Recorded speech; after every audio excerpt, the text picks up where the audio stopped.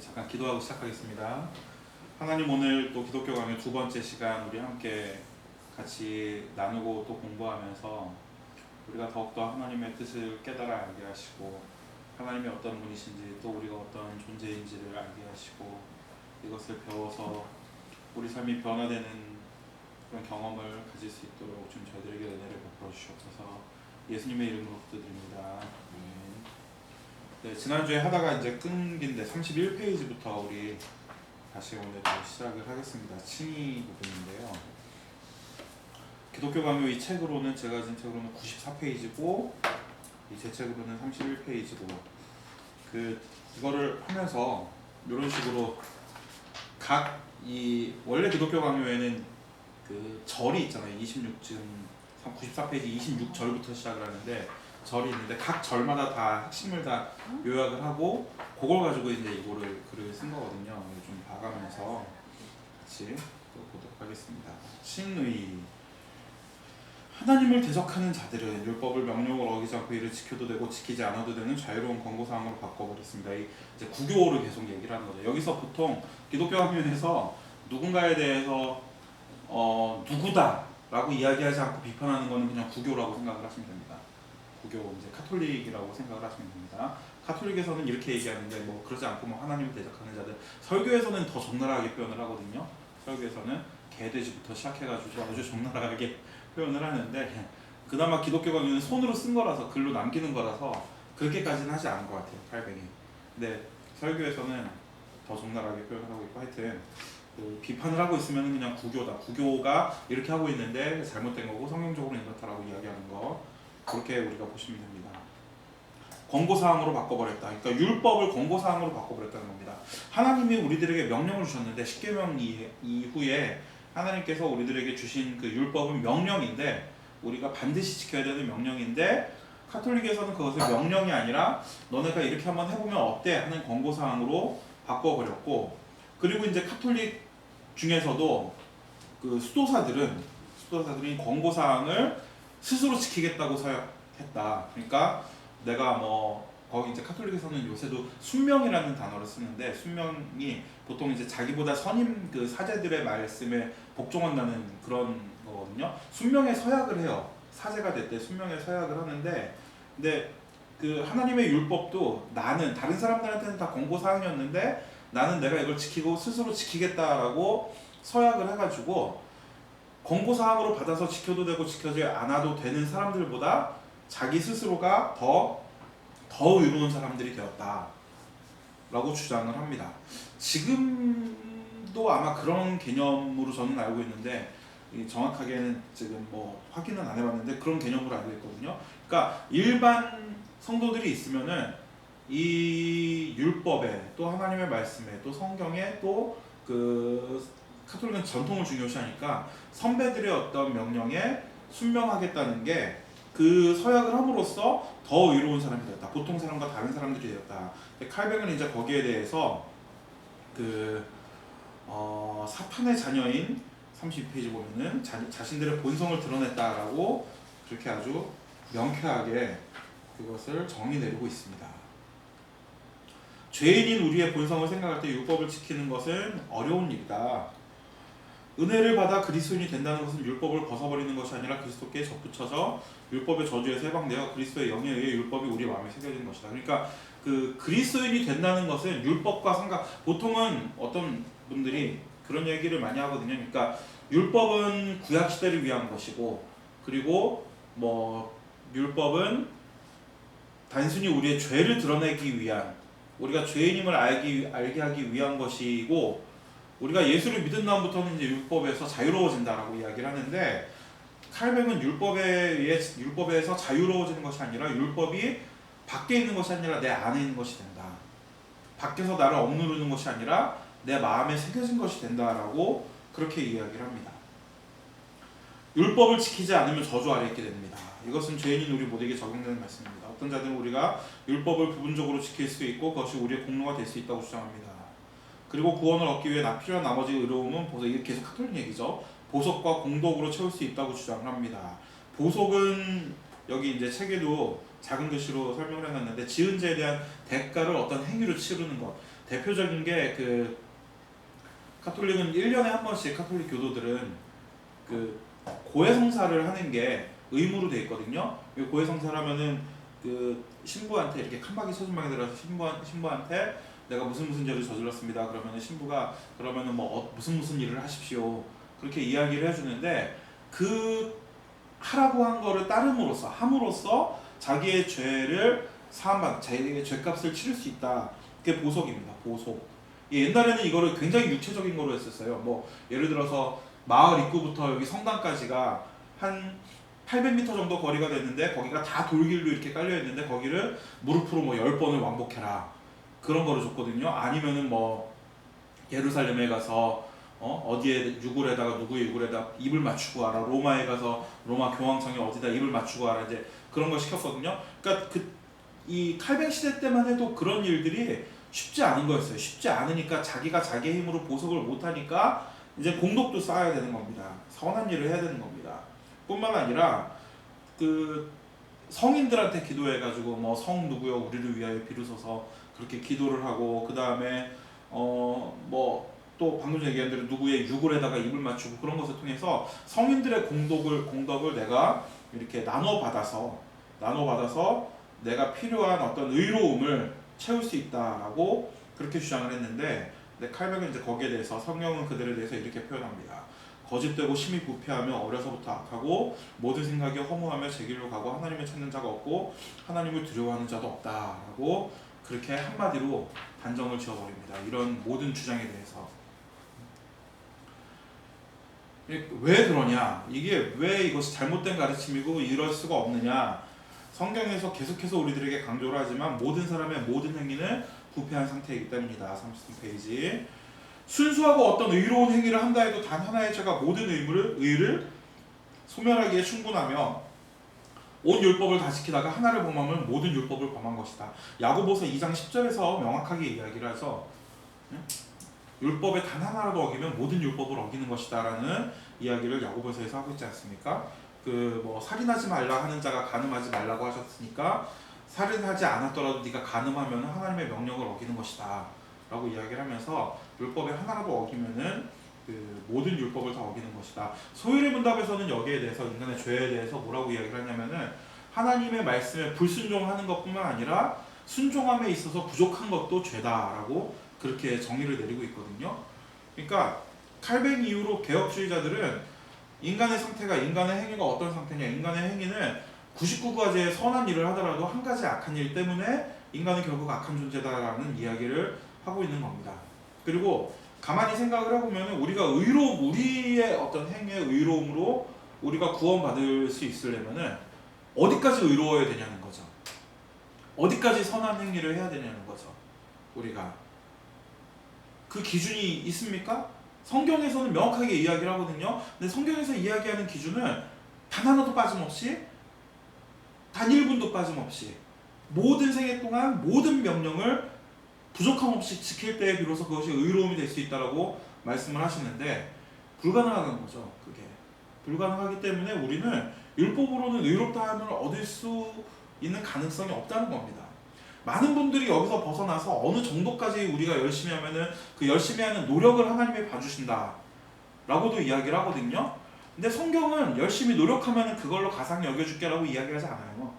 율법의 행위, 율법의 의에 대해서 이야기할 때는 항상 완벽하게 지키지 않으면은 죄인이라고 이야기를 하지, 너 열심히 하니까 너는 좀 내가 봐줄게 라고 이야기하지 않는다는 겁니다. 성경은. 우리가 만일 또 어떤 선을 행한다면 이는 또 다 하나님의 명령을 지킨 것에 불과하지 인간의 공로. 그러니까 한 발자국 더 나가서 그걸 다 지켰다고 봅시다. 다 지켰다고 생각을 해봅시다. 그러면 그건 우리의 선입니까? 그게 아니라는 거예요. 칼뱅의 말에 의하면. 그거는 하나님이 명령하신 것에 순종한 것일 뿐이지 그게 우리의 어떤 의로움으로 우리가 의로움이라고 내놓을 수 있는 것이 아니라는 겁니다. 그러니까 그 마태복음에 보면, 마태복음이 맞을 것 같은데 마태복음에 보면 그 의롭다 여김을 받는 사람들이 우리가 그냥 우리는 주님의 종이고 우리는 단지 했을 일을 했을 뿐입니다 라고 이야기를 하지 않습니까? 그러니까 우리가 만약에 의로운 일을 한다면은 그거는 하나님이 우리들에게 명하는 명령을 우리가 하나님의 종으로서 하는 것일 뿐이지 그것이 우리가 하나님 앞에 내가 이만큼 했으니까 하나님 나에게 뭔가를 주십시오 하고 내놓을 만한 어떤 그 근거가 될 수는 없다는 얘기입니다. 그러니까 결국에는 우리의 행위는 선한 일을 하면은 하나님의 명령에 순종하는 것일 뿐이고 그렇지 않다면은 하나님의 명령에 순종도 못하는 것이기 때문에 우리가 하는 행위로는 하나님 앞에 내놓을 만한 것이 아무도 없다는 겁니다. 아무것도 없다는 겁니다. 그래서 칼뱅은 율법 아래에서 온 세상은 하나님의 진노하심 아래에 있고 율법은 우리가 죄인이라는 것을 알려준다. 그 진노에서 벗어나 자유를 얻어야 되는데 그 자유는 바로 영혼의 자유다. 우리의 영혼이 죄에 속박되어 있는데 그 죄로부터 우리의 영혼이 벗어나는 자유를 얻어야 된다. 그리고 그 자유는 우리의 영혼이 그 죄로부터 속박된 그 상태에서 벗어나서 얻을 수 있는 자유는 율법의 행위가 아니라 우리의 선이 아니라 우리의 행위가 아니라 오직 믿음으로만 주어진다라고 그렇게 이야기를 합니다. 우리 육체로 행하는 것은 하나님의 율법을 지킬 수 없기 때문입니다. 다만 그 구원을 약속하신 하나님의 자비하심을 믿고 의지함으로 우리는 받을 수 있다라고 이야기를 합니다. 이 마지막 줄에 이제 그 33페이지 마지막 줄에 나오는데 우리가 그 다음 페이지에 행하는 약간의 선한 행위가 우리를 하나님께서 보시기에 합당한 존재로 만들 수는 없다라고 단정지어서 이야기를 합니다. 자, 그렇다면 하나님께서 우리들에게 율법을 주신 이유가 무엇일까요? 율법을 주신 이유를 세 가지로 이야기하는데 율법의 용도에 대해서 세 가지로 이야기하는데 이 세 가지 용도 내용은 같은데 칼뱅이나 스빙글리 이렇게 서로 각각 그 순서는 좀 다르거든요. 칼뱅은 이제 거기에 대해서 첫 번째로 그 죄를 깨닫게 한다. 죄를 깨닫게 한다라고 이야기를 합니다.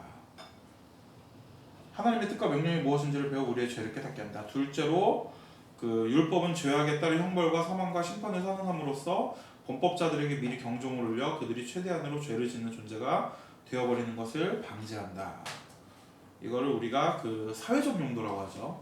율법의 사회적 용도. 그러니까 이 세상이 서로 이렇게 가인처럼 또는 그 창세기 4장에 나오는 사람처럼 서로 막 죽고 죽이는 그런 상태가 돼가지고 급속도로 멸망하지 않을 수 있는 이유는 무엇이냐? 하나님께서 모든 사람의 마음 가운데 율법, 양심이나 도덕성이라는 것을 새겨두시고 그것을 보존하셔서 그것 때문에 각각 자기의 행위가 너무 극단적으로 나가는 것을 하나님이 막아주시고 그로 말미암아 이 세상이 급속도로 타락하고 급속도로 멸망해버리는 것을 방지해주시는 용도로 이 율법을 사용하신다는 겁니다.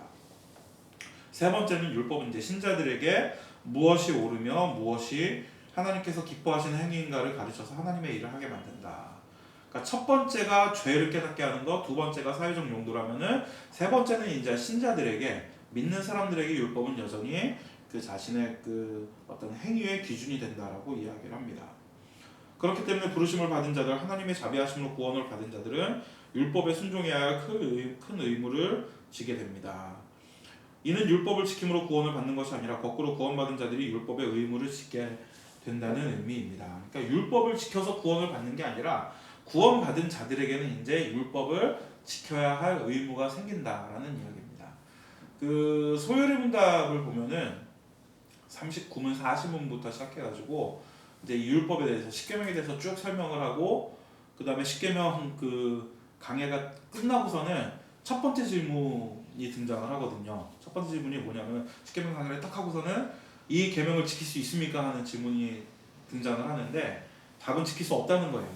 그러니까 여기서 세 번째 용도로 신자들에게 신자의 어떤 행위를 규정하는 그런 그 기준이 된다라고 이야기를 하는데 그렇다면 신자들은 지킬 수 있느냐? 신자들도 역시 지킬 수 없다는 겁니다. 그래서 이제 소요리 문답에서는 거기서 그렇기 때문에 우리들에게 필요한 것이 무엇이냐? 믿음과 회개다. 믿음과 회개고 믿음과 회개를 위해서 하나님께서 그리스도께서 우리들에게 주신 통상적인 방법이 있는데 그 통상적인 방법이 말씀과 성례와 기도다라고 이야기를 하면서 말씀과 성례와 기도 마지막에 주기도문으로 이렇게 소요리 문답이 끝나게 되는데 물론 이제 칼뱅은 거기에 대해서 그렇게 구체적으로 명확하게 이야기를 그런 식으로 전개를 하진 않지만 하여튼 소요리 문답에서 거기서 이제 칼뱅이 신학에서 더 발전을 시켜가지고 거기까지 가게 됩니다. 자, 그리스도께서 닦아놓으신 우리 구원의 기초는 우리에게 구원을 얻기 위해 필요한 공로를 쌓을 기회를 주셨다는 것이 아니라 구원의 기초는 구원을 얻기 위한 필요한 공로를 쌓을 기회를 주셨다는 것이 아니라 하나님께서 영원 전부터 그리스도 안에서 우리를 택하셨다는 것입니다. 그러니까 우리에게 율법을 주신 이유는 우리가 그것을 지켜서 구원을 받으라고 구원을 위한 행위를 하라고 주신 것이 아니라 그것을 통해서 우리에게 우리의 무능력을 깨닫고 우리의 무능력 대신에 능력이 있으신 그리스도에게 나갈 자들을 선택하시고 그것을 알리셨다는 것이 그 구원의 기초라는 거죠. 우리는 그분을 통해 구속되었으며 그에게 접붙여진 우리는 이미 영생에 참여한 자들이다. 그리스도께서는 자기를 부인하고 자기 십자가를 지고 그분을 따르는 제자들을 원하시는데 우리는 그분의 본을 따라야 합니다. 그분이 하나님의 명령에 순종하셨기에 우리도 순종해야 하며 그분의 본안에 우리도 참여해야 합니다. 자기를 부인한 자들은 더 이상 이 세상에서 자신의 욕망을 추구하지 않습니다. 이것은 구원받은 자들의 열매며 우리는 열매로 판단받게 될 것입니다. 어떤 자들은 행위로 구원받는 것을 부인하는 우리가 선한 행위를 하지 않을 뿐 아니라 금지한다고 비난하는데 지금도 그런 비난을 많이 받고 또 굉장히 많은 경우에 그런 비난이 타당한 것을 보죠. 그러니까 우리가 예수를 믿고 구원을 받았으니까 더 잘 살아야지. 그러니까 더 잘 산다는 의미가 더 하나님의 말씀에 따라 살아야지라고 생각하는 게 아니라 이걸 어떤 이미 따놓은 당상으로 여기고 이 세상에서는 또 우리가 원하는 것을 추구하면서 우리의 욕망대로 살아가는 거를 많이 보지 않습니까? 어떤 면에서는 그 장로교가 마치 그것을 조장하는 것처럼 그렇게 심지어는 보이는 경우도 있고 그런데 장로교의 아버지라고 할 수 있는 칼뱅에 의하면은 그렇지 않다는 겁니다. 우리는 선한 행위를 하지 않을 뿐 아니라 금지한다고 비난하지만 우리는 선행을 부인하지 않습니다. 우리는 선한 행위를 해야 된다고 이야기합니다. 다만 그 선행은 우리의 것이 아니라 아버지께로부터 온 것이다 라고 주장합니다. 우리의 인간의 능력으로 스스로 행하는 모든 것은 저주받은 것이고 우리에게 아무런 가치가 없지만 하나님은 우리에게 은혜를 베푸셔서 선한 일을 하게 하십니다. 그러니까 다시 한번 그 하나님 앞에 선 신자들의 말씀처럼 우리는 무익한 종이다 라고 고백할 수밖에 없는 게 사실은 신자들의 삶입니다. 우리가 살면서 그러니까 그 무익한 종이라고 이야기하는 그 종들이 일을 안 하고 대충 놀다가 하나님 앞에 서는 것이 아니라 열심히 맡겨주신 일을 다 하고 하나님 앞에 서는 거잖아요. 그럼에도 불구하고 하나님께서 그 일을 우리에게 맡기셨고 하나님께서 그 일을 할 수 있는 능력도 우리에게 주시고 그 일을 해야 하는 동력도 원동력도 우리에게 주시고 이유도 주시기 때문에 하나님 앞에 섰을 때는 그렇게 했던 것은 다 하나님의 은혜일 뿐이지 우리의 손으로 한 것은 아무것도 없다고 고백하는 것이 신자의 삶입니다. 이것은 비단 하나님 앞에 서서뿐만 아니라 하나님 앞에 섰을 때만 이런 고백을 하는 것이 아니라 우리 날마다 삶의 고백이 돼야 된다는 거예요. 우리가 어떤 뭐 선한 일을 하고 대단한 일을 하고 위대한 일을 하고 또는 그런 거 하지 못하더라도 나름대로 하나님의 명령에 순종해서 살기 위해 애쓰고 힘쓰고 어떤 우리가 보기에 약간의 열매라도 맺었을 그 경우에도 우리가 이만큼 해서 우리가 이렇게 노력해서 이것을 할 수 있었다라고 이야기하는 것이 아니라 그조차도 크건 작건 간에 그것이 크건 작건 간에 또는 그렇게 하려고 하는 노력 자체도 그렇게 하고자 하는 우리의 의지 자체도 우리의 것이 아니라 하나님께서 우리들에게 은혜를 주신 것이라고 고백할 수밖에 없는 것이 사실은 개혁주의자의 삶입니다. 네. 그것이 은혜로 받은 것이기에 우리는 겸손하고 하나님을 기쁘시게 하는 일이기에 선한 일을 합니다. 그러니까 선한 일을 하는 것은 우리가 은혜로 받은 것이기 때문에 겸손하게 할 수밖에 없는 것이고 또 그것이 다른 가치가 있어서가 아니라 그것이 우리들에게 어떤 다른 가치를 얹어줘서가 아니라 그것이 하나님께서 기뻐하시는 일이기 때문에 그것을 한다는 것입니다. 얼마 전에 어떤 팟캐스트에서 어저께인가 그저께인가 제가 봤는데 각 교단을 설명을 하면서 제일 먼저 이제 장로교 개혁주의를 이야기를 하는데 뭐 여러 가지 이야기들 하더라고요. 뭐 언약신학의 특징이다. 뭐 그다음에 또 무슨 예정론이 특징이다. 그런 이야기를 하는데 다 수박겉할게요. 그 얘기는 사실은 장로교 이 개혁주의 신학의 핵심은 뭐냐면은 창조하신 하나님의 영광이 핵심이에요. 언약신학이건 예정론이건 제가 이렇게 단정지어서 이야기를 하는 게 과연 옳을지 비디오를 찍고 있는데 단정지어서 이야기하는 게 과연 옳을지는 모르겠지만 근데 이 부분에 대해서는 단정지어서 이야기할 수 있을 것 같아요.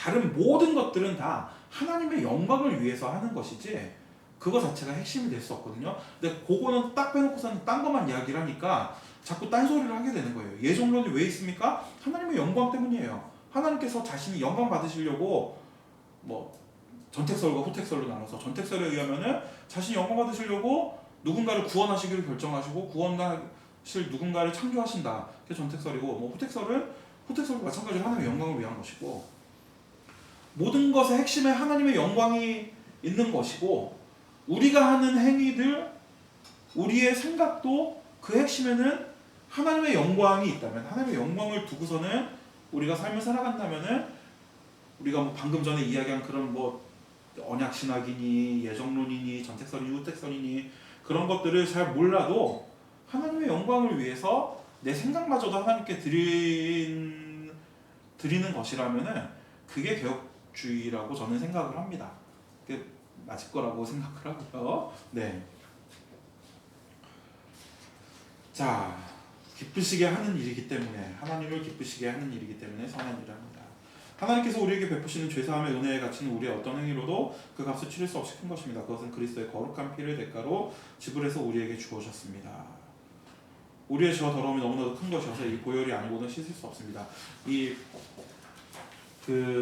보통 이제 학생들한테도 그렇고 예수님이 우리를 어떻게 구원하셨냐라고 물어보면은 예수님이 십자가에 달려서 돌아가셔서 우리를 구원하셨다라고 대답을 하는데 이 소요리 문답이나 웨스트민스터 시나고기서를 읽어보면은 잘 유심히 읽어보면은 사실은 예수님이 십자가에 달려 돌아가심으로 우리를 구원하신 것이 아니라 물론 그것이 정점이지만 예수님의 전생애와 전사역이 우리를 구원하시기 위한 것이라는 것을 우리가 알게 되거든요. 삼중직이니 뭐 비와 승기니 해가지고 그런데 이거를 굉장히 예수님의 십자가에 이제 그걸 떠나서 예수님의 십자가만 놓고 보더라도 예수님의 십자가에 대해서 이야기를 할 때도 굉장히 그거를 크게 별거 아닌 거라고 생각을 해요.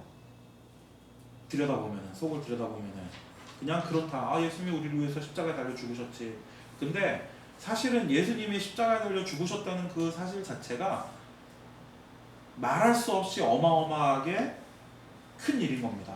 왜 그렇습니까? 예수님은 하나님이시기 때문에 신이 우리를 위해 죽으셨다는 것, 신이 우리의 모습을 하고 이 땅에 내려오셔서 우리와 같은 인생을 살아가시고 그리고 죽을 수 없는 신이 피를 흘려서 죽으셨다는 게 얼마나 큰 기적이고 이건 정말로 사람의 머리로 상상할 수 없는 놀라운 일인 거거든요. 칼뱅은 이거를 이제 우리의 죄가 큰 것이기 때문에 예수님의 십자가 보혈을 흘리셨다라고 이야기를 하는데 거꾸로 놓고 이야기를 하면은 예수님의 보혈이 아니고는 죄를 씻을 수 없을 만큼 또 우리의 죄가 크다는 거. 근데 우리는 그거를 잘 깨닫지 못하죠. 살아가면서. 지난주에 얘기했지만 나 정도면 괜찮지 않은 생각을 가지고 살아가는데 근데 정말 성경을 우리가 열심히 읽는다면은 우리가 정말로 예배를 하나님과 바른 예배를 드린다면 우리가 정말 참 신자라면은 우리는 날마다 그거를 그 우리의 죄의 직면에서 예수님이 십자가에서 피를 흘리셨어야 했을 만큼 커다란 우리의 죄의 직면에서 살아가는 사람이 바로 신자입니다. 네. 공로를 쌓기 위해 억지로 노예처럼 율법을 지키는 선행은 하나님께서 기뻐하지 않으십니다. 인간의 행위에 공로를 돌리는 것은 성경 전체를 왜곡하고 변질시키는 것이다 라고 이야기하면서 이제 율법을 끝냅니다. 율법에 대한 이야기를 끝냅니다.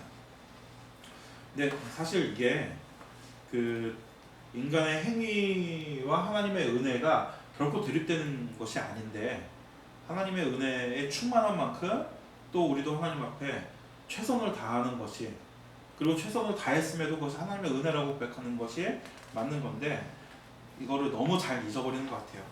우리의 노력이 이만큼 있으면 하나님의 은혜는 좀 작은 것이어도 상관없다고 생각하고 또 하나님의 은혜가 이만큼 크면은 우리는 좀 노력 안 해도 되는 것처럼 그렇게 생각을 하는데 저는 그런 의미에서 뭐 다른 분들은 어떻게 생각할지 모르겠지만 진인사 대천명이라는 말이 진짜 중요한 말인 것 같아요. 근데 진인사 대천명이 아니라 대천명 진인사가 맞지 않나 싶습니다. 네. 하늘의 뜻을 기다리면서 하늘의 명을 기다리면서 우리가 할 수 있는 최선을 다하는 것. 이게 잘못 나가면 되게 이상하게 나갈 수도 있을 것 같은데 하여튼 그렇습니다. 우리의 일을 다 해야 된다는 거. 개혁주의는 결코 인간의 책임에 대해서 무시하지 않는다는 거. 그거를 강조하기 위한 거라고 그 정도로 좀 받아들여 주시기 바랍니다. 자, 39페이지 믿음. 그래서 율법 얘기를 쭉 했지 않습니까? 율법을 다 지키지 않으면 저주를 받습니다. 하나님은 율법을 통해 우리가 해야 할 일들을 가르쳐 주셨고 이를 지키지 않는 자들은 다 저주를 받는다고 가르쳐 주셨습니다. 그런데 율법을 다 지키는 것은 불가능한 일입니다. 우리를 구원하는 것은 율법을 지키는 우리 행위가 아니라 주님의 자비이며 이는 믿음을 통해 맛볼 수 있습니다. 그렇기 때문에 우리가 주님의 자비를 받기 원한다면 이 믿음이 무엇인지에 대해서 알아봐야 됩니다. 알아야 합니다. 하면서 이제 그리스도에 대한 믿음 두 가지를 이야기합니다. 역사적 믿음과 참된 믿음으로 이야기를 하는데 첫 번째 역사적 믿음은 예수라는 사람이 옛날에 있었더라, 옛날에 살았더라, 33년 동안 살았고 뭐 이러저러한 일들을 했더라는 것을 역사적인 기록으로 믿는 것입니다. 40페이지 위에서 넷째 줄에 그들은 만약 하나님께서 계신다면 예수 그리스도에 대한 역사적인 기록도 진실일 거라 믿습니다. 이 역사적 믿음이죠. 심지어는 여기서 이야기하는 이 그들은 누구냐면 예수님의 그 기적적인 행위들도 하나님이 계시다면 기적적인 행위를 할 수도 있지 하고 믿는 사람들을 이야기하는 겁니다. 그리고 지금도 예수라는 사람이 그런 행위를 그런 기적을 일으키진 않았지만 어쨌든 그런 어떤 사람들을 이끄는 예수라는 한 존재가 있었다는 것은 거기에 대해서는 뭐 이 진보건 보수건 간에 다 합의는 된 것 같아요. 역사적 예수라는 것이 다 합의는 된 것 같아요. 그러나 이런 역사적 믿음으로는 구원을 받을 수 없습니다. 제가 전에 그 어떤 매체에서 댓글을 쭉 보다가 그런 댓글 하나 봤는데 어떤 분이 그 예수라는 한 사람이 있는 게 아니라 예수라는 이름을 가진 공동체가 있어가지고 그 공동체가 이제 사람들을 먹이기 위해서 이런 일을 한 것이 성경에 이런 식으로 기록이 됐다라고 그렇게 그런 글을 봤는데 근데 지금은 이제 그렇게 주장하는 그 예수라는 한 사람이 없었다고 주장하는 거는 조금 아주 소수 의견이고 지금은 일반적으로 어쨌든 뭐가 됐건 그런 사람이 있긴 있었다라고 좀 합의가 된 거로 저는 알고 있습니다. 네. 근데 이런 역사적인 믿음으로는 구원을 받을 수 없다. 참된 믿음은 그리스도에 대한 기록이 역사적 사실임을 믿는 것이 아니라 그분을 우리의 구주로 인정하고 신뢰하는 것입니다. 하나님의 말씀이 가르치는 것은 그리스도를 우리의 구주로 인정하고 신뢰하라는 것이며 그렇게 하는 자들을 구원하신다는 약속입니다. 믿음은 바로 이 하나님의 약속의 말씀을 믿는 것입니다. 우리는 흔히 믿음을 통해서 구원의 실체에 접근할 수 있다고 생각합니다. 그러나 사실 믿음은 실체에 도달하는 길이나 도구가 아니라 믿음 자체가 실체이고 실상입니다. 히브리서 말씀이죠. 믿음은 바란 것들의 실상이고 보지 못하는 것들의 증거니 선진들이 이로써 증거를 얻었느니라. 그러니까 어떤 그 증거가 있어서 그 증거를 가지고 믿는 것이 아니라 내가 그것을 믿고 있다는 사실 자체가 우리에게 실체이고 증거라는 겁니다. 어떤 증거가 있어서 그 증거를 보면서 믿는 거는 믿음이 아니죠. 그거는 증명이지.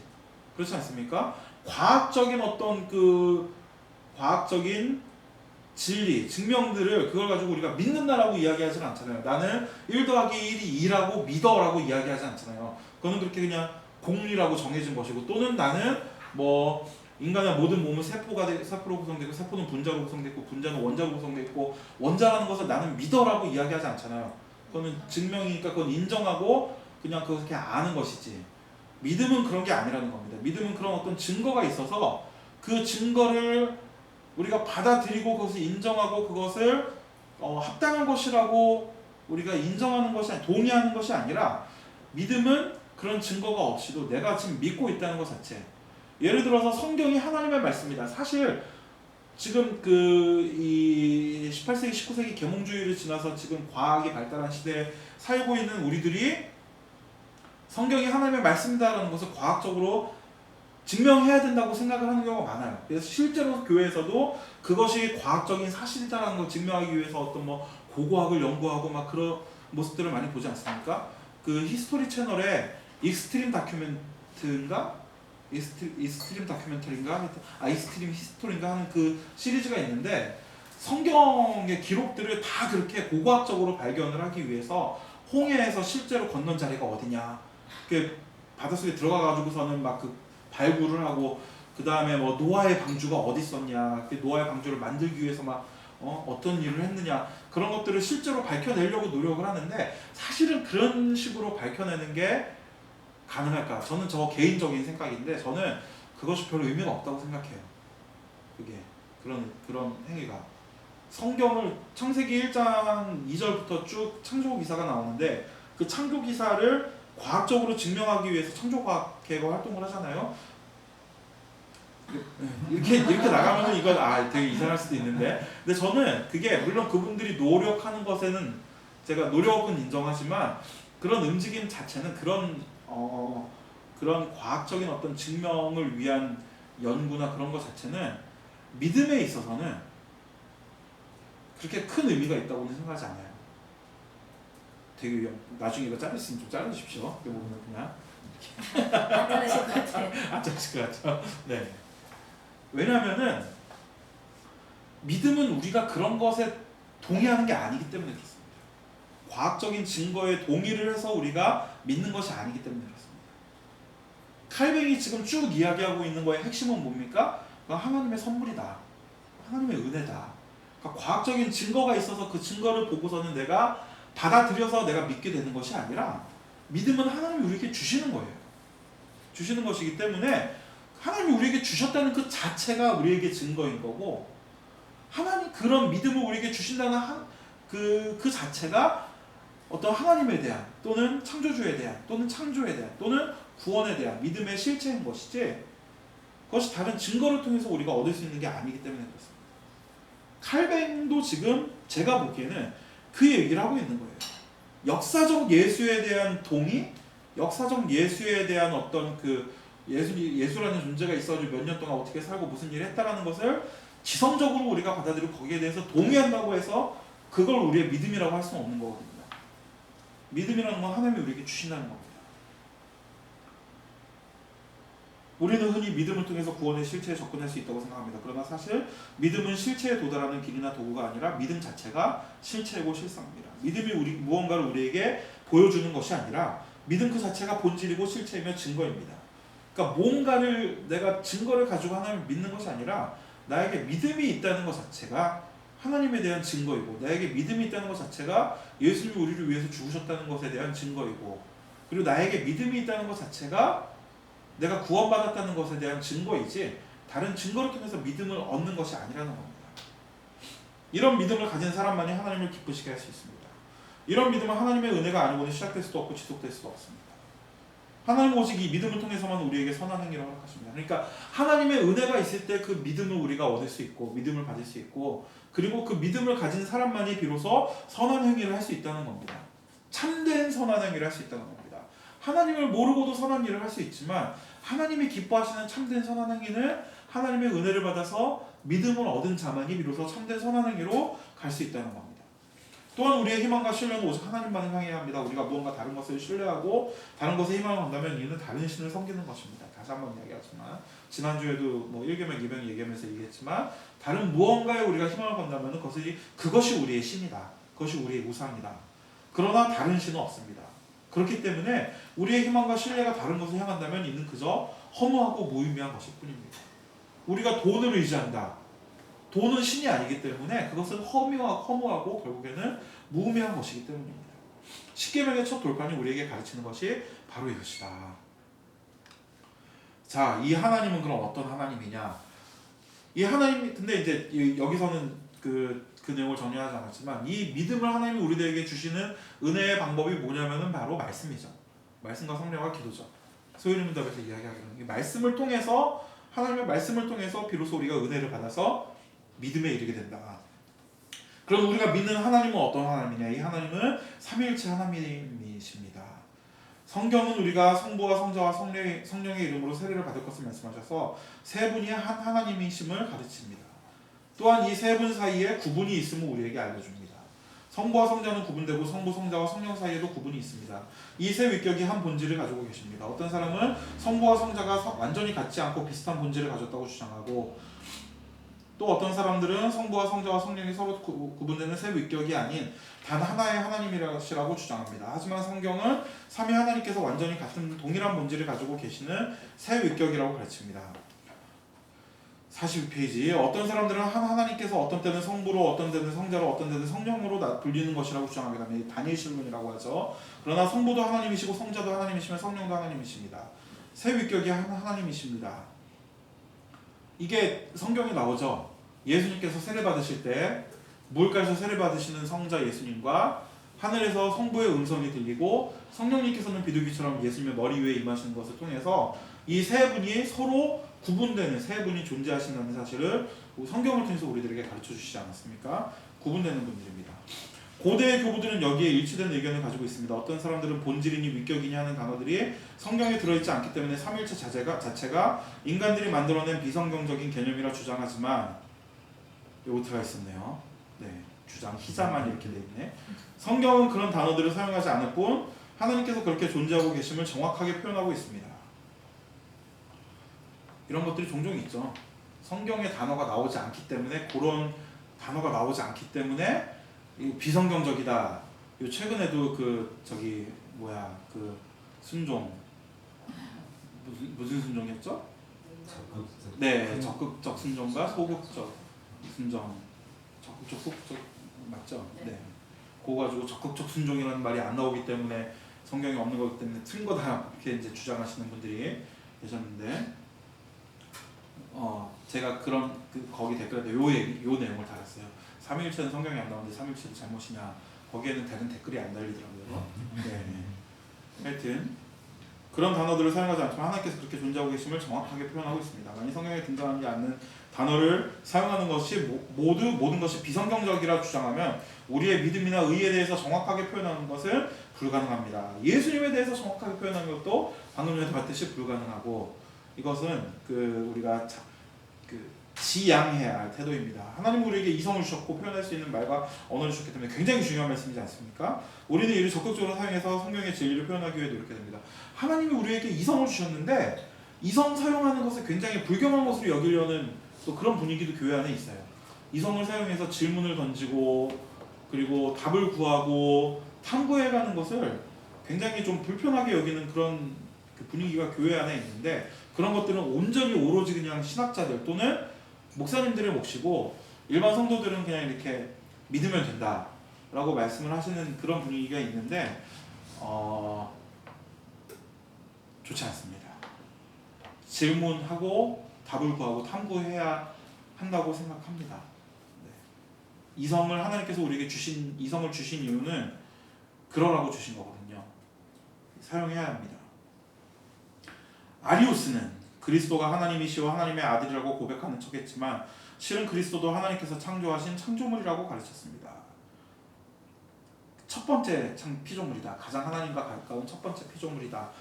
호모우시오스랑 우시오스랑 그 단어가 있죠. 유사본질과 동일본질. 호모우시오스라는 동일본질이라고 했는데 아리우스는 호모우시오스다. 유사본질이다. 하나님과 그렇게 얘기를 했죠.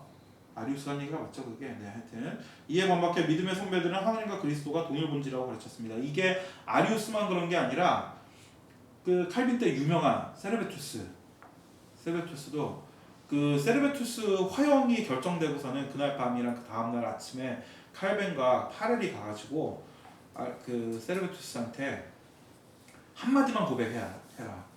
하나님의 영원하신 아들 예수라고 고백하면은 네가 풀려날 수도 있다라고 그렇게 이야기를 했죠. 근데 세르베투스는 영원하신 하나님의 아들이라고 끝까지 이렇게 고백을 하고 이제 화형을 당하게 되는데 이게 무슨 뜻이냐면은 영원하신 하나님의 아들.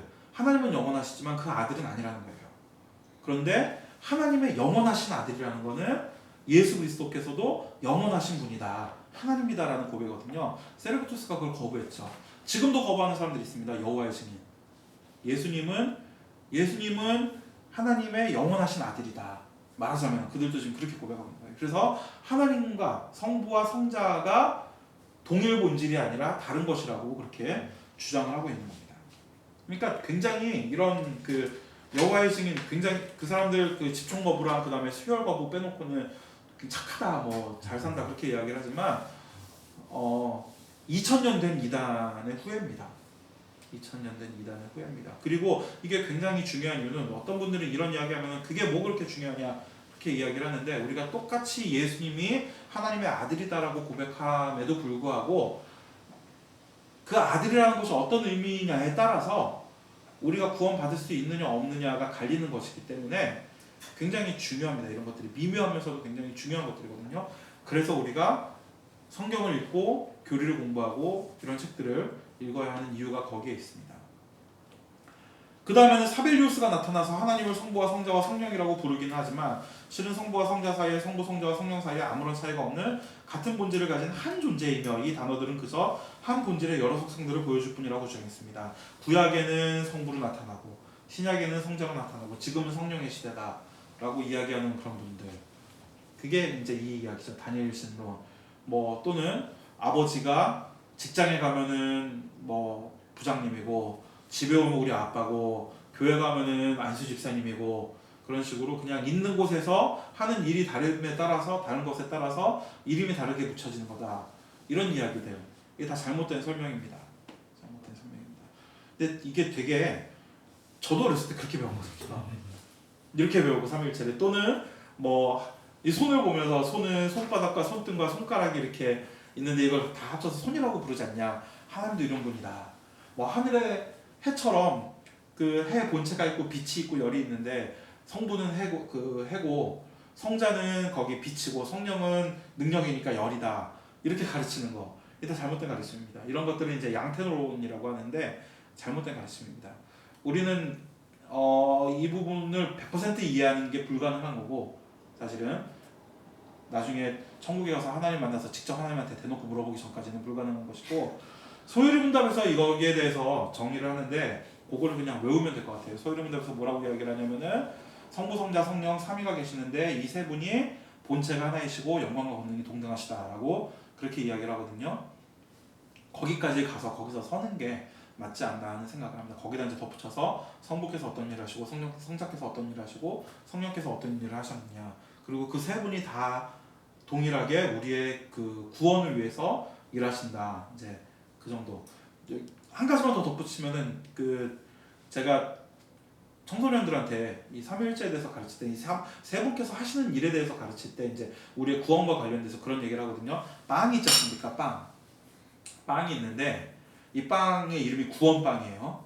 구원빵.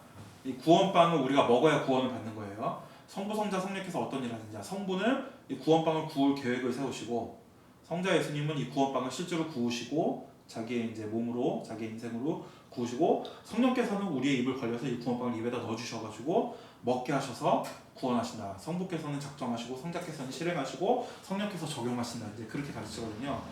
그 정도 선까지 가는 게, 그래서 박재현 박사가 쓴 삼일체에 대한 책이 있거든요. 좀 정확하게 갑자기 생각이 안 나는데 그 책이 딱 거기까지 이야기를 해요. 근데 굉장히 그게 많이 유익하더라고요. 저희 교회 교인들이랑도 같이 이렇게 성경 공부하면서 그거를 좀 읽으시라고 이렇게 권해드려서 읽으셨는데, 읽으시고 나더니 굉장히 명확하게 이걸 알 수 있다라고 했는데, 하여튼 그게 거기까지입니다. 삼일체가 무엇이냐? 성부, 성자, 성령 삼위가 계시는데 본체가 하나이시고 영광과 권능이 동등하시다. 세 분께서는 각각 하시는 일이 있고 우리의 구원을 위해서 세 분이 협력하신다. 그러니까 우리의 구원이라는 게 그냥 단순히 예수님이 십자가에 죽으셔서 우리를 구원하셨습니다라고 끝나면은 굉장히 메말라 있고 축소되어 있는 거예요. 사실은 우리의 구원, 우리가 어떻게 구원받았습니까? 라고 물어봤을 때는 크게는 성부께서 만세전에 영원 속에서 시간 밖에서 우리의 구원을 위해서 작정하시고, 성자께서 그것을 실행하셨고, 성령께서 그것을 우리들에게 적용해 주심으로 삼위 하나님께서 나 한 명에게 집중하셔서 나를 구원하셨다라고 이야기하는 게 맞는 거고, 그거를 정말 제대로 뼈저리 깨달으면은 우리의 구원이 얼마나 풍성한 것인가, 얼마나 놀라운 것인가를 우리가 잘 깨달을 수 있을 것 같습니다. 자, 43페이지 계속해서 우리가 하나님께서 한 분이시라고 고백할 때는 그 본질이 하나라는 고백이며 셋이라 할 때는 구별되는 세 위격이 계심을 고백하는 것입니다.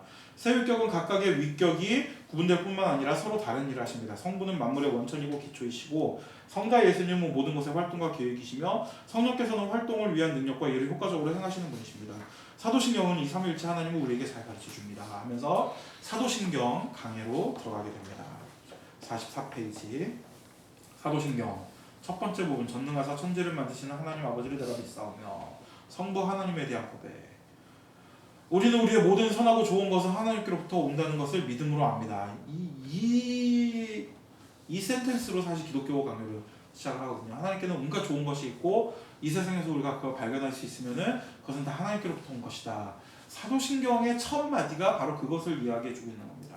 모든 선하고 모든 좋은 것은 하나님께로부터 온다. 죄는 여기서 제외됐는데 죄는 하나님께로부터 오지 않고 우리의 악함에서부터 옵니다. 성부 하나님은 모든 것을 만드시고 이를 보존하시며 통치하십니다. 이 보존과 통치, 하나님의 섭리라고 하죠. 그러니까 이 기독교 강요를 읽고 소요응답을 읽거나 아니면은 소요응답을 읽고서는 기독교 강요 나중에 읽으면 알겠지만 기독교 강요를 갖다가 백칠문으로 이렇게 구성해 놓은 게 소요응답이에요. 보면은 거의 그 그대로 나옵니다. 보존과 통치니 뭐 의와 지식과 거룩함으로 인간을 창조하셨다는 그런 내용들이 거의 그대로 나옵니다. 자, 그분이 붙들지 않으시면 모든 만물은 한순간에 무로 돌아가게 됩니다. 하나님의 창조는 단지 태초의 6일간만 일어나고 끝나버린 사건이 아니라 지금도 하나님의 통치와 보존으로 이어지고 있습니다. 이를 우리는 하나님의 섭리라고 부릅니다. 하나님께서 우리에게 베푸시는 이 모든 것들은 비록 그 가운데 그 역경이나 고난이 있다 하더라도 결국은 우리를 행복으로 이끕니다. 우리에게 어떤 선함이나 가치가 있어서가 아니라 우리 행복으로 이끄는데 우리에게 그렇게 행복할 만한 어떤 선이나 가치가 있어서가 아니라 전적으로 하나님께서 우리에게 은혜와 자비를 베푸시기 때문에 우리가 가치 있지 않더라도 우리를 행복으로 이끄신다. 우리는 인정하고 역경과 고난까지도 감사함으로 받아들이며 선하신 하나님께 감사하고 찬양을 돌리며 감사와 경건과 타오르는 사랑으로 그를 존경하며 섬겨야 합니다. 이 구절을 그냥 제가 얘기하는 것은 뭐 정말 어려운 가운데 처해 계시는 분들은 그거 별로 어렵지 않은 사람이기 때문에 그렇게 이야기할 수 있다라고 그렇게 이야기할 수 있는데 이게 칼뱅이 지금 적은 글이잖아요. 근데 칼뱅 인생의 역경을 생각을 해보면은 그런 그 정도의 역경을 겪은 뭐 아이가 셋이 태어났는데 셋 다 그냥 아기 때 죽어버리고 와이프도 결국에는 늦게 결혼했는데 일찍 돌아가시고 그 다음에 평생을 병 때문에 씨름하고 주위에 가까운 사람들이 흑사병으로 죽는 것을 보고 그리고 시의회랑 날마다 싸우고 막 밤마다 집 앞에 와가지고선 총을 쏴대고 동네 개한테 칼뱅이라는 이름을 붙여가지고 지나가면 붙이고서 물게 시키고 그런 인생을 살아온 칼뱅의 그 역경을 생각을 한다면은 이 부분이 되게 좀 새롭게 다르게 와닿을 수 있을 것 같아요. 그냥 잘 고난을 몰라서 하나님이 주시는 고난도 감사함으로 받으면 뭐 기쁨으로 바뀔 것이다 라고 이야기하는 것이 아니라 진짜 고난을 당한 사람이 할 수 있는 고백입니다. 고난을 당한 사람의 고백입니다. 이 고백은 제가 이 다음 책으로 지금 이것도 이제 처음 믿으시는 분들이 읽을 만한 책으로 썼고 요 다음으로 또 처음 믿으신 분들이 읽을 만한 칼뱅 그 전기를 하나 써서 거의 마무리 중이거든요. 마무리 중인데 거기서 이제 칼뱅이 당한 고난에 대해서 잘 이렇게 묘사하려고 노력을 했는데 나중에 책 나오면 또 그것도 목사님 제가 추천서 써주시고 해주시기 바랍니다. 자, 두 번째 부분 그 외에도 우리 주 예수 그리스도를 믿사오며부터 심판하러 오시라. 같이 성자 예수님에 대한 고백. 그리스도는 하나님의 외아들로 창조 때에 하나님과 함께 만물을 창조하셨으며 우리를 위한 중보자로 오셨습니다. 그분은 참된 하나님이시자 참된 사람이십니다. 예수님은 50%의 신성과 50%의 인성으로 구성된 그런 존재가 아니라 100% 신성과 100% 인성이 서로 나뉘지도 않고 분리되지도 않고 섞이지도 않는 그런 성품을 가지신 분이시죠. 그분은 성자로서 태초에 세상을 창조하실 때 성부 하나님과 함께 창조에 참여하셨고 성부와 함께 의논하셔서 인간을 창조하셨습니다. 우리가 우리의 형상대로 사람을 만들자고 말씀하셨을 때 이는 성부 하나님께서 혼잣말을 하신 것이 아니라 삼위 하나님께서 함께 의논하셨음을 우리에게 가르쳐 주십니다. 칼뱅의 해석입니다. 이 부분이 칼뱅이 이 부분을 삼위일체의 어떤 증거로서 성경에 등장하는 삼위일체의 첫 번째 증거로서 이 부분을 제시하고 있습니다. 그리스도께서는 하나님의 율법에 완전히 순종하셨고 인간의 죄값을 완전히 치르셨습니다. 그분은 참된 하나님이시기 때문에 그분의 죽으심은 율법을 주신 하나님의 신적인 공의를 완전히 만족시킬 수 있었습니다. 그러니까 100% 신이기 때문에 100% 신의 죽음이야말로 신의 어떤 신적인 공의를 만족시킬 수 있었다.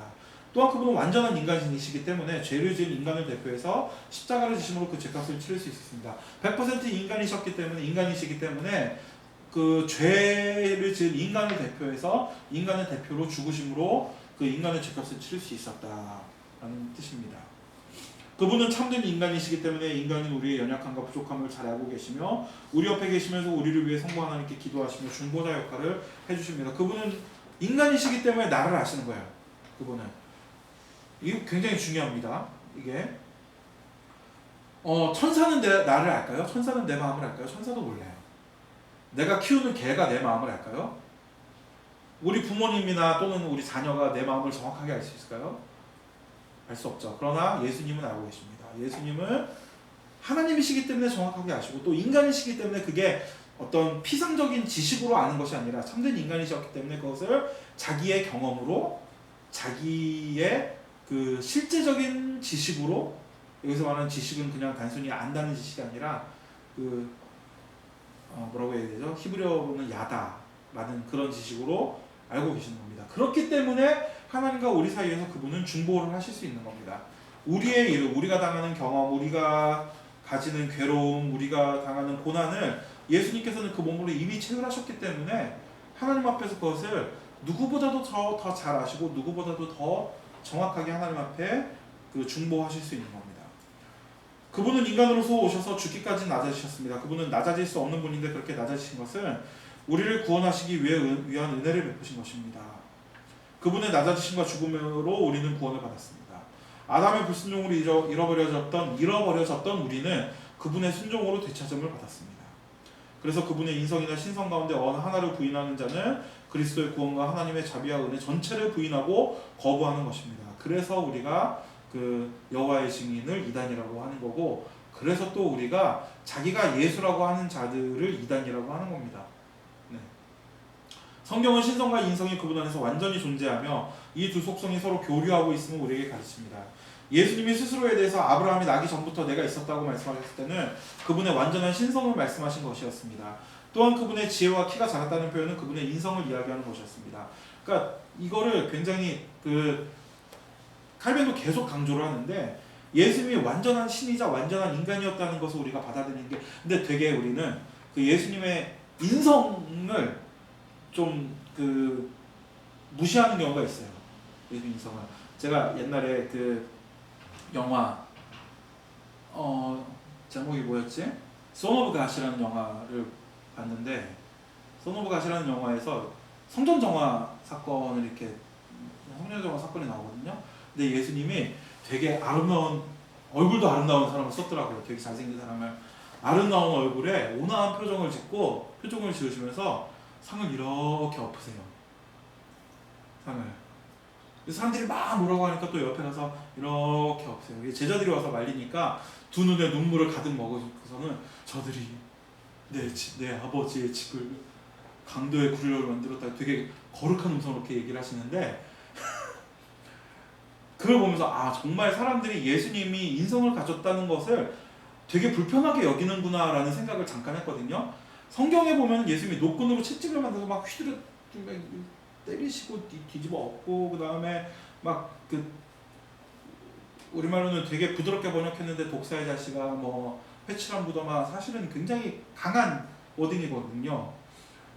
그렇게 하셨는데 그거를 영화에서는 이렇게 하는 걸 보면서 예수님이 육체를 가지시고 인성을 가지시고 우리와 마찬가지의 어떤 그 감정과 또 생각과, 또 심지어는 우리는 교회에서 욕하는 거 되게 싫어하지만 예수님은 심지어 욕설도 하셨다는 그것에 대해서 되게 우리가 불편하게 생각하는구나 라는 생각을 했는데, 근데 예수님은 사람이셨어요. 예수님 완전한 사람이셨어요. 이렇게 엎지 않으셨을 거예요.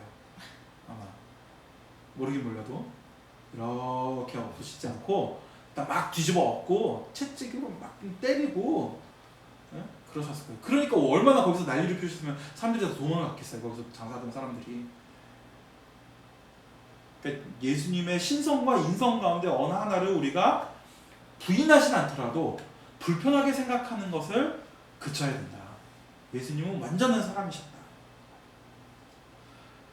한편으로는 그분께서 죽은 자를 살리시고 병든 자를 고치시며 죄를 사하는 권세를 가지신 것을 그분의 신성과 인성이 완전히 교류하고 있었음을 우리에게 보여줍니다. 왜냐하면 이런 권세와 능력은 그가 육체를 입은 참된 인간으로 나타나셨을 때 그분께 주어진 것이었기 때문입니다. 육체로는 인간의 몸을 입고 완전한 인간이 되셨지만 하시는 일은 완전한 하나님의 일을 인간의 육체를 입은 채 하시는 것으로 그분의 신성과 인성이 따로 떨어져 분리된 것이 아니라 하나로 완전히 교류하고 있음을 알 수 있습니다.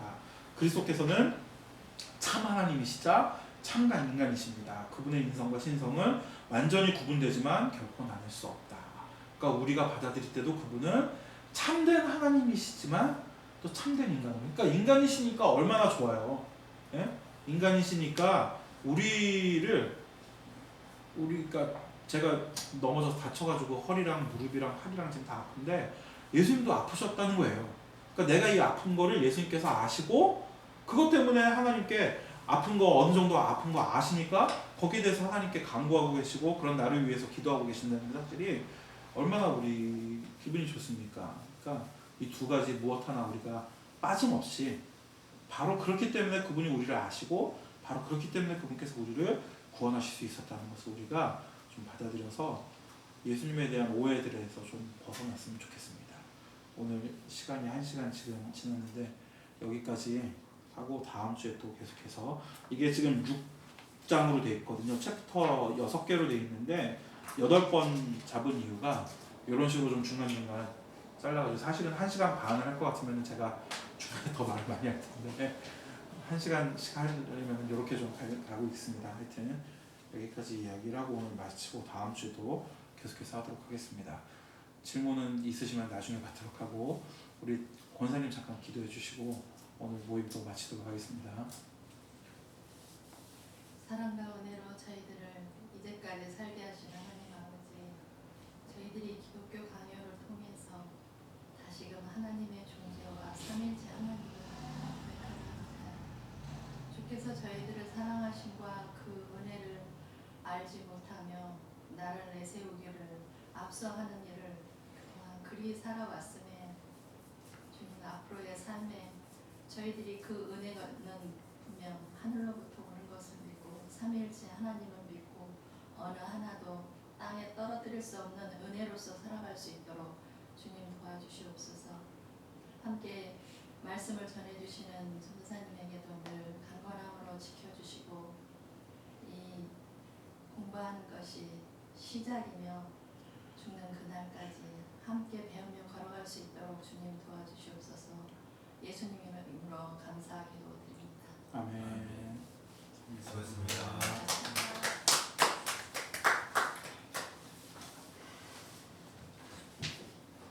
질문 없으시죠?